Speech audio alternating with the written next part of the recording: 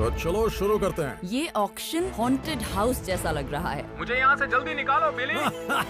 एक उंगली। यहाँ ढेर सारे गूल्स, ज़ॉम्बीज और कई अजीब चीजें हैं। तुम्हें बहुत मजा आएगा, ये मरने जैसा है। ये अजीब चीजों का ऑक्शन है जिसमें मैं उस्ताद हूँ। 1300। मैं उसे घर नहीं ले जाऊंगा। हमने डील की थी। मुझे बस पैसों से मतलब है। खोई हुई चीजों को दुनिया के बेस्ट ऑक्शंस में भेजा जाता है। बिली, वैलेरी और मार्क ऐसे बायर्स हैं जो इन नायाब चीजों को पाने के लिए हर ऑक्शन में मौजूद रहते हैं। देखिए सबसे ज्यादा पैसे बनाने और एक दूसरे को मात देने की ये जंग। ये है बैगेज बैटल्स ऑक्शन वॉर्स।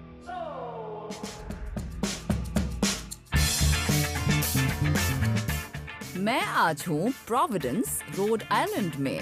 ये एक बहुत ही अमेजिंग और कमाल की सिटी है और उसकी एक बड़ी वजह है प्रोविडेंस को रोड आइलैंड का क्रिएटिव कैपिटल कहा जाता है। और यहाँ पर बहुत सारी आर्ट गैलरीज हैं, कैफेज हैं और ये फूडीज का पैराडाइज है। जैसे ही ऑक्शन खत्म होगा मैं यहाँ का खाना जरूर ट्राई करूंगी। आज के इस ऑक्शन में बहुत ही अजीब और डरावनी चीजें होने वाली हैं, तो मुझे लगता है बिली को बहुत मजा आएगा। बिली ने जब इस ऑक्शन के बारे में सुना तो उसने मुझे साथ आने को कहा। मैंने गाड़ी चलाई, हमने पेट्रोल का खर्चा शेयर किया और बस पहुंच गए हॉन्टेड ऑक्शन में। तो इस ऑक्शन की क्या खास बात है बताओ? इस ऑक्शन में हमें कुछ अजीब चीजें मिलेंगी और इसकी अच्छी बात यह है कि इसे किसी अननोन लेडी ने ऑर्गेनाइज किया है और उनका खुद का एक वेयर हाउस है जिससे वो इन सब चीजों को निकालना चाहती हैं। इसमें हर तरह की अजीबो गरीब और डरावनी चीजें हैं और सबसे इम्पोर्टेंट बात यह है कि मेरे पास इन चीजों के लिए कस्टमर्स भी हैं। सबसे अच्छी बात यह है कि ना कोई रिजर्व होगा और ना ही कोई कमीशन। कमीशन नहीं लेंगे? ये हुई ना बात, अब अपना पैसा बच जाएगा। देखो मुझे पुराने टॉयज बहुत पसंद है, तुम अजीब चीजें खरीदोगे, मैं टॉयज और कलेक्टिबल्स लूंगा और इस तरह हम आपस में नहीं टकराएंगे। अगर मैं पीछे कुछ चीजें रखवा दूं तो कोई दिक्कत तो नहीं है ना? नहीं, मुझे कोई दिक्कत नहीं। डील। आमतौर पर मैं हैलोवीन और हॉन्टेड हाउस से जुड़ी चीजें नहीं लेती, पर सुनने में आया है कि ऑक्शनियर अपना प्राइवेट कलेक्शन भी यहाँ पेश करने वाली हैं। इसका मतलब ये है कि मुझे यहाँ कुछ अजीब और बेहद खास चीजें जरूर हाथ लगेंगी। यहाँ ढेर सारे गूल्स, ज़ॉम्बीज और डेड पार्ट्स बिखरे हुए हैं। यहाँ काफी ज्यादा लोग आए हैं, मतलब यहाँ काफी अच्छा सामान है, लेकिन ज्यादा लोग होने का मतलब है ज्यादा कंपटीशन। मुझे मेन स्ट्रीम चीजों की तलाश है क्योंकि उन्हें बेचकर पैसे कमाना सबसे ज्यादा आसान होगा। मैं ऐसे ऑक्शंस में नहीं जाती हूँ, पर ये एक बहुत ही खास तरह की सेल है। मैं यहाँ आकर बहुत खुश हूँ। ये तो कमाल हो गया। यहाँ लिखा है कि ये बिगफुट के शरीर के टुकड़े हैं। ये कीमती इसलिए है क्योंकि इसे किसी एग्जीबिशन में रखकर इससे पैसे कमाए जा सकते हैं। कहते हैं रोड आइलैंड के आसपास देखा गया था बिगफुट को। पता नहीं बिगफुट असली है या बस एक कहानी है। मुझे बस इतना पता है कि इससे पैसा मिलेगा। मुझे बस पैसों से मतलब है। वाह, ये तो कमाल हो गया। वैसे तो कभी मुझे 10 फुट की शार्क नहीं मिली, लेकिन आज मिल गई, और वो भी फाइंडिंग नीमो मूवी का कैरेक्टर ब्रूस। मुझे ये कैरेक्टर पसंद है और इस शार्क के लिए मुझे कस्टमर्स बहुत आसानी से मिल जाएंगे। मैं इसे किसी रेस्टोरेंट या किसी कलेक्टर को बेच सकता हूँ। ये ऑक्शन में जरूर एक महंगा पीस होने वाला है। मैं इस पर $1500 खर्च कर सकता हूँ। अच्छी बात है कि मैं अपनी गाड़ी साथ लाया हूँ, तो अब मैं इसे आसानी से घर ले जा सकता हूँ। ये बहुत अच्छी चीज है। मुझे ये हुडू वॉन्ड बहुत पसंद आई, जो एक ब्लैक एंड चिकन फुट है। ये बहुत पुरानी है। हुडू मैजिक में चिकन फीट को सुरक्षा के लिए इस्तेमाल किया जाता है। इसके लिए मैं आराम से $75 खर्च कर सकती हूँ। ये क्रिस स्वॉर्ड है। वैसे ये इंडोनेशिया की है, लेकिन पूरे साउथ ईस्ट एशिया में पाई जाती हैं। क्रिस स्वॉर्ड एक सिंबल है बहादुरी, ताकत और जिम्मेदारी की, जो कि मेरी खूबियां हैं। इसका कोई क्या करेगा? इसे बेड के ऊपर टांग कर शार्क्स के सपने देखते हैं क्या? ये आसानी से बिकेगा, लेकिन ये मेरे किसी काम का नहीं है। मैं इसे मार्क के घर में इमेजिन कर सकती हूँ, या शायद उसकी मम्मी के घर में। हो सकता है उसकी मॉम उसे ये ले जाने ही न दे। ये एक बहुत ही कीमती खिलौना है। ये बहुत अच्छी कंडीशन में है। 1950s के ऐसे टिन टॉयज बहुत ज्यादा कलेक्ट किए जाते हैं। इनका मार्केट सच में बहुत बड़ा है। Number 7, lucky 7। ये तो बहुत बढ़िया चीज है। मैंने इसे स्टेट फेयर्स में देखा है। इसे लास्ट राइड कॉफिन कहते हैं। और इसे बंद करने के बाद ये जोर जोर से हिलता है, जिससे आपको जिंदा दफन होने का एक्सपीरियंस होता है। यहाँ एक वीडियो कैमरा है जिससे आप अपने रिएक्शंस को रिकॉर्ड भी कर सकते हैं। यकीन मानिए ये चीज किसी के भी होश उड़ा देगी। वैसे तो मैं इतने बड़े पीस में कभी दिलचस्पी नहीं लेता, लेकिन आज मेरे पास माँ की गाड़ी है तो मैं उसी में इसे लाद दूंगा। क्या चल रहा है यार? ये एक बढ़िया चीज है, इससे मैं ढेर सारा पैसा कमा सकता हूँ। तुमने तो कहा था कि तुम कुछ चीजें मेरी गाड़ी में डालोगे, ये तो पूरा का पूरा कॉफिन है। मेरी गाड़ी में जगह बचेगी ही नहीं। शार्क कहाँ रखूंगा? अपने सर पर? देखो, तुमने कहा था कि तुम जबान के पक्के हो और मुझे कुछ चीजें ले जाने दोगे। इसको मैं गाड़ी में फिट नहीं कर सकता। ठीक है, कॉफिन थोड़ा बड़ा है, लेकिन उसने वादा किया था ना। ठीक है, मैं डिलीवर करवा लूंगा, लेकिन सुनो, तुम्हें एक काम करना होगा, तुम्हें इसे ट्राई करना और होगा। ये चीज क्या है? ये बहुत मजेदार चीज है, ये मरने जैसा है। अरे ट्राई करो ना। सुनने में तो अच्छा लग रहा है, चलो देखते हैं क्या होता है। वैसे मैं कभी कॉफिन में बैठा नहीं हूँ पहले। डरो मत बच्चे। मार्क अपनी बात से पलट गया है और अब मैं उसे दिखाऊंगा कि बिली लीरॉय को धोखा देना कितना महंगा पड़ सकता है।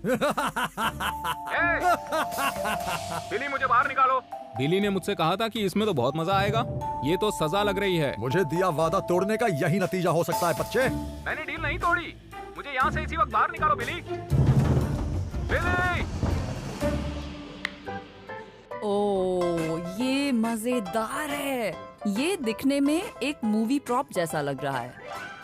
इस ऑक्शन में आने से पहले मैंने बिगफुट एविडेंस बॉक्स की एक तस्वीर देखी थी और मुझे लगा था वो एक पुराना साइड शो पीस होगा। अगर ये बहुत पुराने जमाने के साइड शोज में इस्तेमाल किया गया था, जैसे कि सर्कसेस में, वो भी बहुत बड़े और मशहूर सर्कसेस जो हुआ करते थे, मुझे इसके लिए हजारों डॉलर की कीमत मिल सकती है। ये वो नहीं है जिसकी मुझे उम्मीद थी, लेकिन फिर भी मुझे ये चाहिए क्योंकि कई लोगों का मानना है कि यहाँ रोड आइलैंड पर बिगफुट को देखा गया था।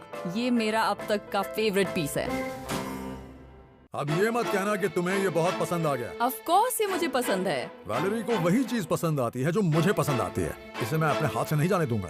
नहीं, मुझे ये चाहिए। ये मेरे लिए परफेक्ट है। देखो, मेरे पास एक आइडिया है। हाँ? तुम वो कॉफिन न्यूयॉर्क ले जाने में मेरी मदद करो। डिलीवरी के पैसे तुम दोगे और मैं इसे अपनी कार से टो करूंगी। और इसे लेकर मैं तुम्हें परेशान नहीं करूंगा। अगर वैलेरी इस कॉफिन को पहुंचा देगी तो मुझे उसके साथ डील करने में कोई दिक्कत नहीं। और तुम मुझे इसके लिए जरा भी परेशान नहीं करोगे। डील।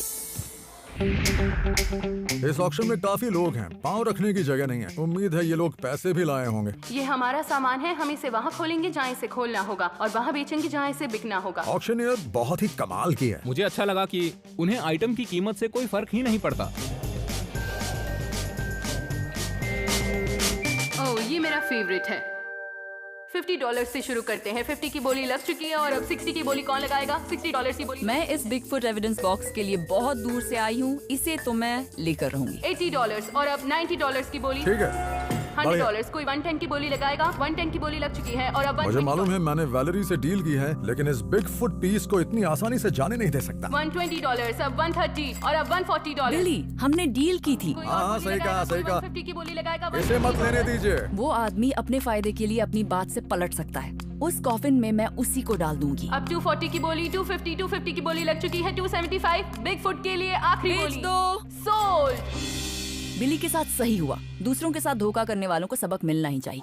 105 number coffin ride. $500 से बोली शुरू की जाएगी और ये $500 की बोली लग चुकी है। ऑक्शन से पहले कई लोग आकर इसे देख रहे थे। ये खतरे की घंटी है। यहाँ काफी सारे बिडर्स हैं और वो अब बोली लगा रहे हैं। 700 की बोली लग चुकी है, अब 800 की बोली लग चुकी है और अब 900 की बोली लग चुकी है। बोली लगाना बंद करो, मैं इसे नहीं ढोने वाला तुम हूँ। उसकी टेंशन मत लो, मैंने इंतजाम कर लिया है। इसकी डिलीवरी तुम ही करना बिली, मेरा इससे कोई लेना देना नहीं है। 1100 की बोली लग चुकी है, तो अब 1200 की बोली लग चुकी है। 1300 की बोली भी लग चुकी है। मुझे लगा था ये $1000 तक मिल जाएगा, लेकिन अब तो बोली 1300 क्रॉस कर चुकी है। 1400 की बोली। मुझे फिक्र हो रही है, आखिर ये बोली खत्म कब होगी। पीछे से 1700 की बोली लग चुकी है। 1800 की बोली कौन लगाएगा? 18 की बोली भी लग गई। मैंने सोच लिया अगर 2000 के ऊपर बोली गई तो मैं बस $200 ही एक्स्ट्रा खर्च करूंगा और उसके ऊपर बिल्कुल नहीं। 2000 की बोली लग गई है। अब 22 की बोली कौन लगाएगा? बोली कोई आगे नहीं बढ़ाएगा तो 2200 में नंबर 38 को ही जाता है। यकीन नहीं हो रहा कि मैंने इस पर $2200 खर्च कर दिया। कहीं ये मेरे ही काम ना आ जाए। Bruce the shark.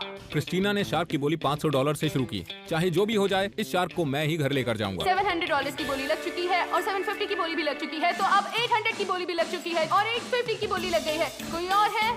कोई बोली नहीं लगा रहा, यानी कि ये शार्क मुझे $850 में मिल जाएगी। मुझे यकीन नहीं हो रहा। कोई बोली बढ़ाएगा और ये 900 की बोली लग गई है। ये क्या? बिली ने आखिर में आकर मेरा रास्ता रोक ही दिया। मुझे लगा था ये मुझे सस्ते में मिल जाएगा। तो अब कोई 1000 की बोली लगाएगा? 1000। बहुत देखा अच्छी। मार्क, तुमने मुझे धोखा दिया ना, अब उसके लिए भुगतान करो। $1150। देखा मार्क, तुमने मुझे धोखा दिया ना, अब उसके लिए भुगतान करो, मैं तुम्हें छोड़ूंगा नहीं। 1250 की कोई बोली? हाँ। 1250 की बोली भी लग चुकी है। कोई 1300? बस करो बिली, परेशान करना बंद करो। तुम्हें तो ये चाहिए भी नहीं, Last बेच call. दीजिए। कम ऑन, मुझे ब्रूस चाहिए। तो ठीक है, $1250 में ये ब्रूस सोल्ड, और ये खरीदा है 37 नंबर ने। $1250 में मुझे ये मिल गया। यस, ब्रूस को मैं ही अपने साथ लेकर जाऊंगा।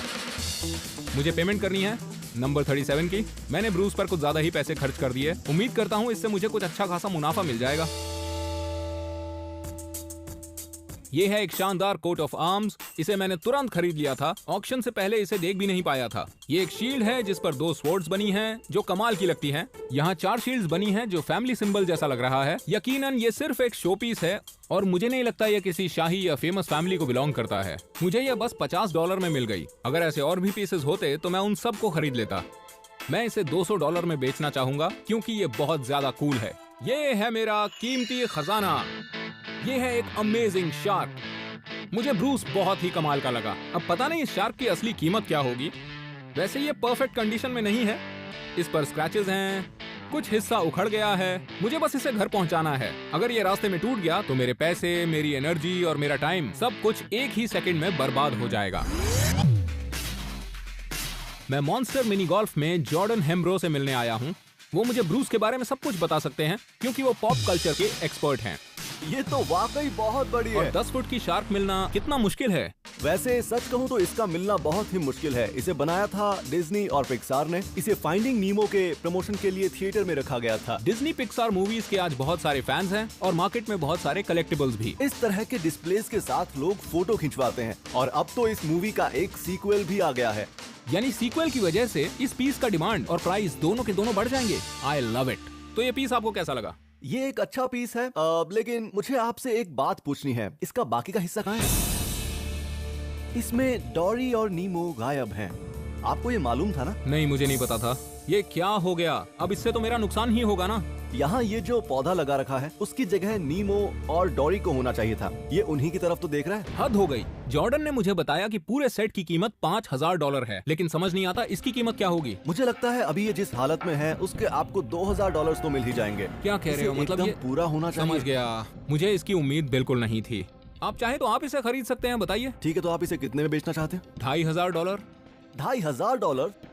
2000 दूंगा। अब मैं क्या कहूँ इसका? 2000 में आप इससे पीछा छुड़ा सकते हैं। मैं क्या करूँ? 2000 मेरे लिए बहुत ही कम कीमत है। तो $2200। अच्छा चलो ठीक है, मैं तैयार हूँ। Alright, deal done. मैंने इस शार्क से $950 कमाए, पर अच्छी बात यह है कि अब मुझे इसे घर नहीं ले जाना पड़ेगा। नंबर 38। मैंने इस ऑक्शन में $2450 खर्च किए हैं। अब मुझे उस कॉफिन की अच्छी कीमत मिलनी ही चाहिए। इस वेयरहाउस के सामने वाली बिल्डिंग असल में एक खाली फैक्ट्री है। मेरे खरीदे हुए सामान को चेक करने के लिए ये जगह परफेक्ट है। मैं बहुत एक्साइटेड हूँ। कुछ बहुत पुरानी चीजें मेरे हाथ लगी हैं। देखिए, मैंने इसे $150 में खरीद लिया है। ध्यान से देखिए, 10 साल पहले ये क्लाउन मेरी ही शॉप में था। मैंने इसे बेच दिया और उस दिन से हर रोज मैं इसे मिस कर रहा था। इससे यादें ताजा हो गईं। मेरी अपनी चीज मुझे वापस मिल गई। देखिए इसे, क्या बात है। इसकी मुस्कुराहट बिल्कुल मेरी तरह है। मेरा तो दिन बन गया, सच मान। इस कॉफिन के मैंने $2200 दिए और उम्मीद है कि इसकी कीमत ज्यादा हो। इसे यहाँ से ले जाना एक मुसीबत है क्योंकि मार्क अपनी बात से पलट गया है। अब सबसे बड़ा सवाल यह है कि क्या इसके ट्रांसपोर्ट पर खर्च करने के बाद भी इसकी कीमत 2200 के ऊपर जाएगी। अच्छी बात यह है कि इस कॉफिन को जांचने के लिए मैंने एक एक्सपर्ट से बात की है जिनका नाम है वेन। बुरी बात यह है कि वो यहाँ से 5 किलोमीटर दूर हैं। इससे 5 किलोमीटर धकेल कर ले जाना होगा और उम्मीद है मैं वहाँ पहुँचने तक जिंदा रहूँ। नंबर 33 की पेमेंट करनी है। मैंने इस ऑक्शन में $435 खर्च किए। वैसे तो मैं प्रोडक्शन डिजाइन पीसेस से अच्छे पैसे कमाती हूँ, लेकिन मुझे पैसा चाहिए जल्दी और अभी। मेरी सारी उम्मीदें बिगफुट पर टिकी हैं। ये एक असली चिकन फुट है। इसे जरूर हाथों से ही बनाया गया होगा और मैंने इसके लिए $60 दिए इस चिकन फुट प्रोटेक्शन वॉन्ड के लिए, और मुझे लगता है कि शायद यही इसकी असली कीमत है। मेरे ख्याल से अब से इस वॉन्ड को अपने साथ ऑक्शंस में ले जाना सही रहेगा ताकि मेरे आइटम्स मार्क और बिली के हाथों लगने से बचे। इसे खरीद कर मुझे अपने आप पर बहुत नाज हो रहा है। ये पीस बहुत रेयर है क्योंकि इसके मेकर जापानीज हैं, न कि अमेरिकन।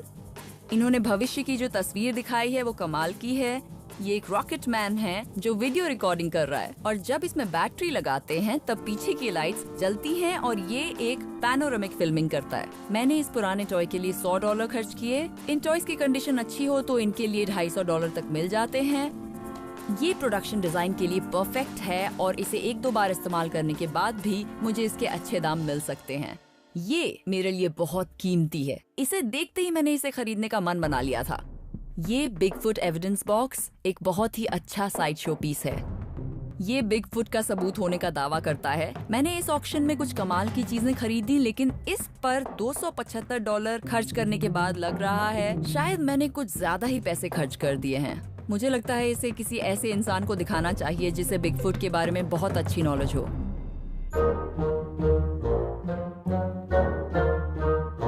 अगर मुझे कुछ दूर और इसे धकेलना पड़ा तो इस कॉफिन में ही मुझे लेटना पड़ेगा। इस कॉफिन की कीमत जानने के लिए मैं इसे लेकर आया हूँ न्यू इंग्लैंड हॉन्टेड हाउस में। ये क्या है बिली, इसमें ड्रैक्युला है क्या? हाँ, ये आपको कहाँ से मिला? मुझे ये एक हैलोवीन टाइप ऑक्शन में मिल गया।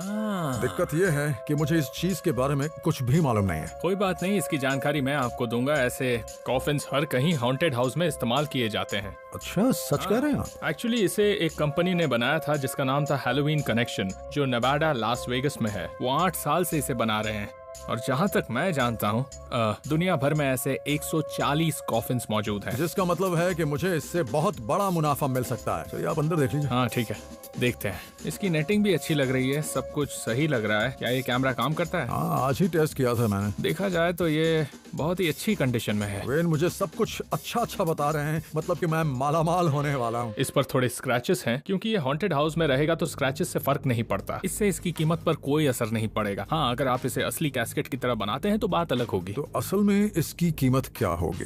अभी ये जिस हालत में है उसके हिसाब से मैं इतना कह सकता हूँ कि इस कॉफिन के $3,000 से $3,500 मिल सकते हैं। बहुत बढ़िया, बहुत बढ़िया। मतलब पैसा मिलेगा, मुनाफा हो गया।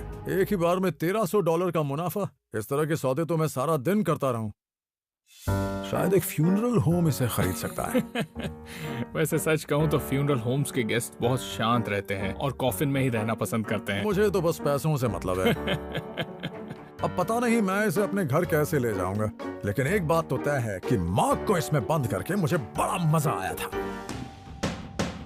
मैं इस साइड शो पीस को डीना को दिखाने वाली हूँ। डीना ने बिगफुट के बारे में काफी स्टडी की है। मुझे लगता है वो उसे देख भी चुकी हैं। आई एम श्योर वो मुझे बता पाएंगी कि इस पीस की मुझे क्या कीमत मिल सकती है। ये है वो साइड शो पीस जिसकी मैं बात कर रही थी। प्लीज दिखाओ। आप तैयार हैं? हाँ। ओके, ये देखिए। ये तुम क्या लेकर आई? एक उंगली? हाँ, आपको जब बिगफुट दिखा तो बिल्कुल क्लियरली दिखा था क्या? सही कहा। असल में वो उस पेड़ के पास दिखा था। ये तो बहुत पास है। हाँ, बहुत पास था। मैं बहुत डर गई। मुझे कुछ समझ में नहीं आया क्योंकि तब मैं बहुत छोटी थी और हाल ही में मैंने 2 साल पहले उसे देखा था, वो भी रोड आइलैंड में। और मैं उन बहुत ही कम लोगों में से हूँ जिन्होंने बिगफुट को करीब से देखा है। मैंने भी उसे करीब से देखा है। बिली उसका ही रिश्तेदार है। बिगफुट को पहली बार फोटो या वीडियो में कब कैद किया गया था? वो आपके बिल्कुल सामने है। वो पैटरसन गिम्लिन फिल्म थी और उसे अक्टूबर 67 में रिकॉर्ड किया गया। वो जंगलों में थे, उनके पास कैमरा था और सामने से बिगफुट आया और वो दौड़ता हुआ गया। आपने इस तरह का साइड शो पीस पहले कभी देखा है क्या? ये कोई असली पीस तो नहीं है। ये जो उंगली है बिगफुट की इतनी छोटी उंगली नहीं है, पर मैंने ऐसा कुछ पहले नहीं देखा है। ये अच्छी बात है। इसका मतलब ये है कि ये रेयर है। हाँ, कह सकते हैं ये रेयर है। ये तो अच्छी बात है। मुझे एक रेयर बिगफुट पीस मिला। आज का दिन मेरे लिए लकी है। आपके हिसाब से अगर ये किसी बिगफुट कलेक्टर को बेचा जाए तो उससे इसकी क्या कीमत मिल सकती है? इसके $400 मिल सकते हैं। ओह, ये उतना बुरा भी नहीं है। मैंने इसके लिए $275 दिए। वाह, आपको प्रॉफिट तो हो ही जाएगा। हाँ, वो तो है, लेकिन मैंने सोचा है कि इसे मैं अपने पास ही रखूंगी अभी, क्योंकि मेरे फ्रेंड्स को भी ये बहुत पसंद आएगा। हाँ, उन्हें ये जरूर पसंद आने वाला है। Thank you so much. Providence अच्छी जगह है। मैंने यहाँ पर ज्यादा प्रॉफिट तो नहीं बनाया, लेकिन मुझे इस शहर की अजीबोगरीब चीजें बहुत पसंद आई। मैं वापस जरूर आऊंगी। वैलेरी ने खरीदा एक स्पेस टॉय और एक बिगफुट किट। उसका मुनाफा है $275। मार्क के शार्क अटैक और कोड ऑफ आर्म्स की वजह से उसे मुनाफा हुआ $1,100 का। कैस्केट की शिपिंग कॉस्ट और निपल के फेक होने के बावजूद बिली ने कमाए $1,550। मार्क ने अपनी शार्क बेच डाली। इसलिए वो मुझे और मेरे कॉफिन को अपने साथ गाड़ी में ले गया। पर सच कहूँ तो मुझे लग रहा था कि आज मैं गया काम से। तुम ये क्या कर रहे हो? क्या मतलब है तुम्हारा? मेरी गाड़ी में स्मोक मत करो। कौन? मुझे तो ऐसा लग रहा था जैसे मैं अपनी बीवी के साथ बैठा हूँ। थोड़ी तो तमीज रखो, तुम किसी दूसरे की गाड़ी में हो। तुम तो ऐसे बात कर रहे हो जैसे तुम मेरे बाप हो। ऐसे बात कर रहा था सच में? एक तो मैं तुम्हें अपनी गाड़ी में लिफ्ट दे रहा हूँ, ऊपर से तुम मेरे मुंह पे धुआं छोड़ क्या जा रहे हो। बात बात पे लड़ते रहते हो यार।